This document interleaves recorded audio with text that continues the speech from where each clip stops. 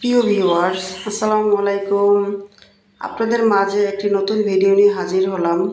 গোল kameez cutting. ভিডিওটি শেষ পর্যন্ত দেখার অনুরোধ রইল। স্কিপ করবেন না, স্কিপ করলে ভিডিওটি কিছুই বুঝতে পারবেন না। প্রথমে আমি এখানে একটি থ্রি পিস নিয়েছি। জানেনই তো থ্রি পিসগুলির হাতা, সামনের পার্ট, পিছের পার্ট সব জয়েন করা থাকে, তাই সেগুলোকে আগে আমি কেটে আলাদা করে নিলাম।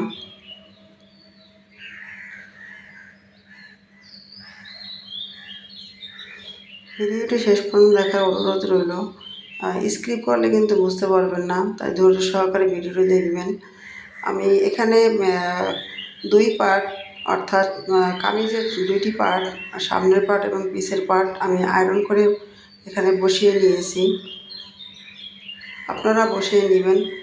এরপরে আমি প্রথমে এখানে স্কেল দিয়ে সেলাই মার্জিনের জন্য দাগ টেনে নিব। এখানে আমি 1 ইঞ্চি পরিমাণ নিচে দাগ টেনে নিলাম।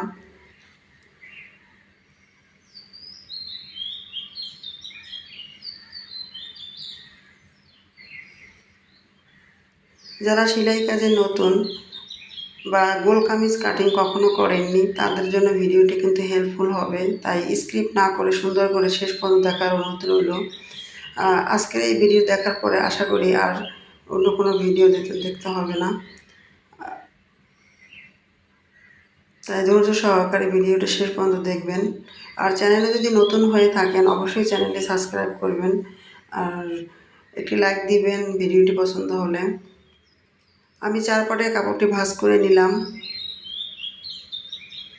ভিডিও শেষ অংশে আমি বলবো যে এখানে কি টিপস ব্যবহার করলে গোল কামিজটি আপনি খুব সহজে সুন্দর কাটিং করতে পারবেন, তাই শেষ পর্যন্ত দেখুন। এখানে আমি এখন লম্বা মাপটি নিয়ে নিব। আমি এখানে লম্বা কামিজের যতটুকু আছে পুরোটাই নিব।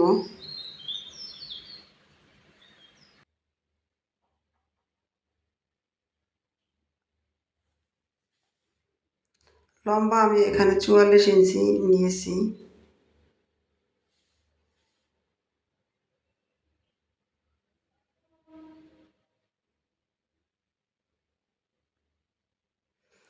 সেলাই মার্জিনের জন্য আমি নিচ থেকে দাগ দিয়ে নিলাম। প্রথমে আমি এখান থেকে বগলের মাপটি নিয়ে নিব। বগল আমি এখানে 6.5 ইঞ্চিতে দাগ দিলাম।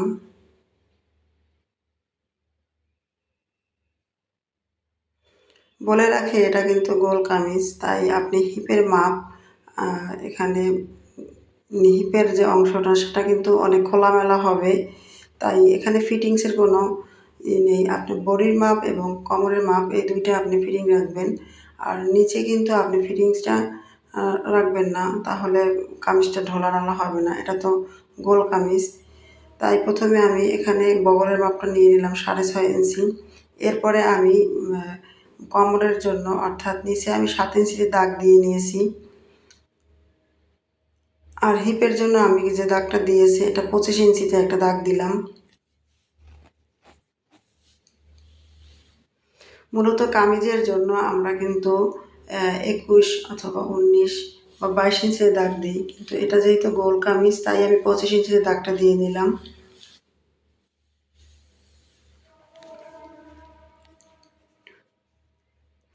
আমার দাগগুলি টানা হয়ে গেছে, এখন আমি মূল মাপ নিব। 44 ইঞ্চি বডির জন্য আমি এখানে কাঁধের মাপ নিব 7.5 ইঞ্চি।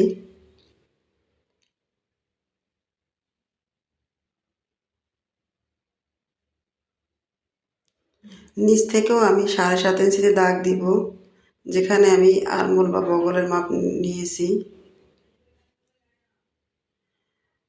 এখন আমি দাগ দুইটি মিলিয়ে নিব।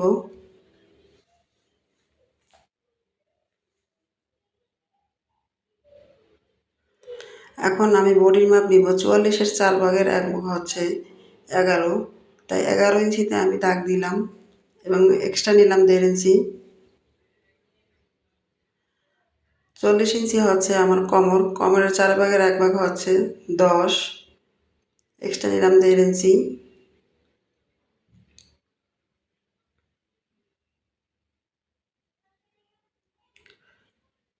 আর হিপ হচ্ছে আমার খোলামেলা থাকবে, এখানে আমি ফিটিং না, যেহেতু এটা আপনার গোল কামিজ, তাই এখানে আমি 13 ইঞ্চি অর্থাৎ 13 × 26 আপনার 52 ইঞ্চি হিপের মাপ আমি 52 ইঞ্চি নিয়েছি। নিচটা আমি ঢোলা রাখবো, কোমরের সাইড থেকে নিচ পুরাটাই ঢোলা হবে। তাই এখানে আমি 52 ইঞ্চি অর্থাৎ 13 ইঞ্চিতে 4/1 দাগ দিলাম। এখন নিচ পুরাটাই আমি নিয়ে নিব। মূল মাপ আমার কিন্তু নেওয়া হয়ে গেছে। আপনারা যদি বুঝতে অসুবিধা হয় তাহলে ভিডিওটি স্লো করে আস্তে আস্তে দেখে বুঝে নেবেন। ধীর স্থিরভাবে যদি দেখেন বুঝতে পারবেন। গোল কামিজ আসলে অনেকেই মাপ বুঝে না, কাটতেও সমস্যা হয়, তাদের জন্য এই সহজ ট্রিক যে গোল কামিজ কিন্তু আপনার সাইড ফাড়া নাই, খুব সহজেই কিন্তু কেটে নিতে পারবেন মাপগুলি ঠিকভাবে জানা থাকলে। স্কেলটি ধরে আমি কিন্তু জাস্ট টেনে টেনে মিলিয়ে নিলাম। আর খেয়াল রাখবেন আমি স্কেলটি কীভাবে ধরেছি। স্কেলের যে রাউন্ড শেপটা আছে এটা কিন্তু সব জায়গায় একরকম ব্যবহার না।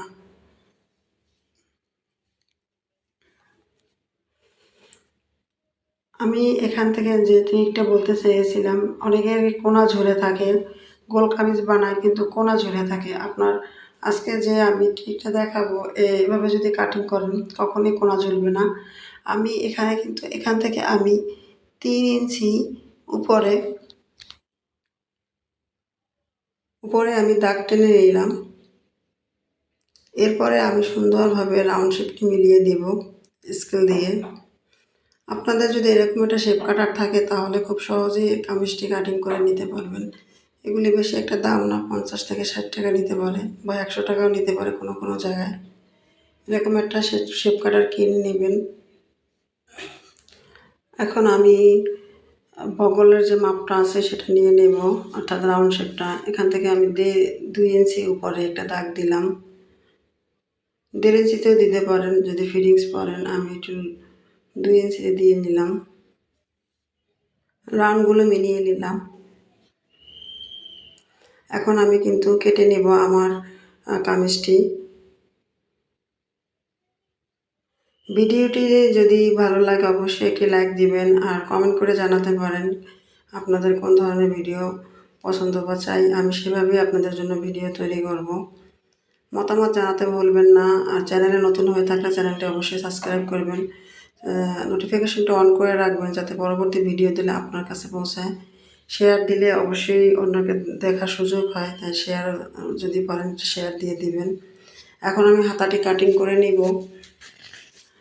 হাতাটি আমি আগেই ভাঁজ করে নিয়েছি, আয়রন করে 4 ভাঁজে ভাঁজ করে নিয়েছি। ভিডিওতে যেহেতু লং হয়ে যাচ্ছে তাই আমি সবটা দেখাতে পারতেছি না। এখন আমি সেলাই মার্জিনের জন্য দাগ টেনে নিলাম।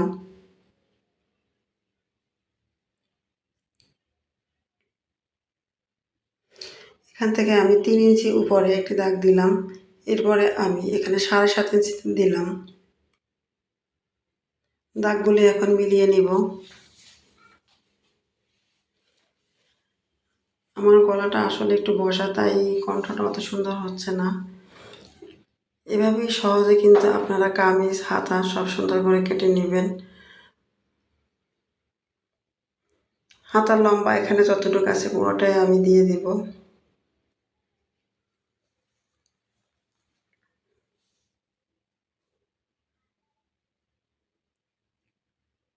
এখান থেকে আমি 8.5 ইঞ্চিতে নিলাম আর এক্সট্রা নিলাম 1 থেকে 1.25 ইঞ্চি, অর্থাৎ যতটুকু কাপড় আছে পুরোটাই নিয়ে নিলাম। আর এখান থেকে আমি 7 ইঞ্চি বরাবর দাগ দিলাম। আর এটা আমি মাইক হাতা বানাবো, অর্থাৎ পুরো হাতার রাউন্ডটাই দিয়ে দেব, তাই পুরোটাই দিয়ে দিলাম। এখন স্কেলটা ধরে আমি রাউন্ডগুলি মিলিয়ে নিলাম। দেখুন আমি কিভাবে স্কেলটা ধরি। মাইক হাতা যদি তৈরি করতে চান তাহলে এইভাবে স্কেল ধরে রাউন্ড শেপটি দিয়ে নেবেন।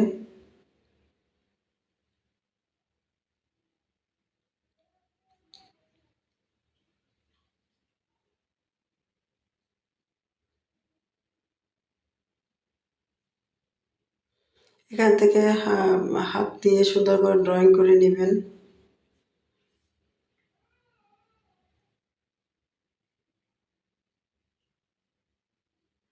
এখন পুরো হাতাটা আমি কেটে নিব।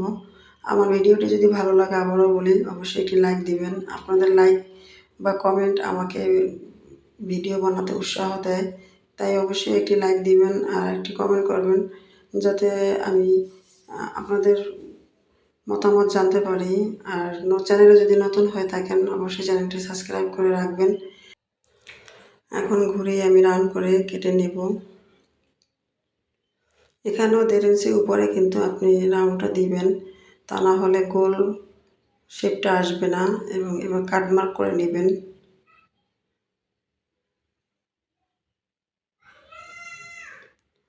এখন এখান থেকে আপনারা তালপাটটা কেটে নেবেন। তালপাটটা কাটার আগে আগে 1/2 ইঞ্চি ডাউন করে একটু দাগ দিয়ে নেবেন এবং দুটি পাট ঠিকভাবে আছে কিনা সেটা দেখে নেবেন। এরপরে সাইড থেকে কেটে নেবেন 1/2 ইঞ্চি বরাবর করে। যারা এ পর্যন্ত ভিডিওটি দেখেছেন সবাইকে ধন্যবাদ। আর নতুন ভিডিও দেখার জন্য সবাইকে আমন্ত্রণ রইল। আসসালামু আলাইকুম।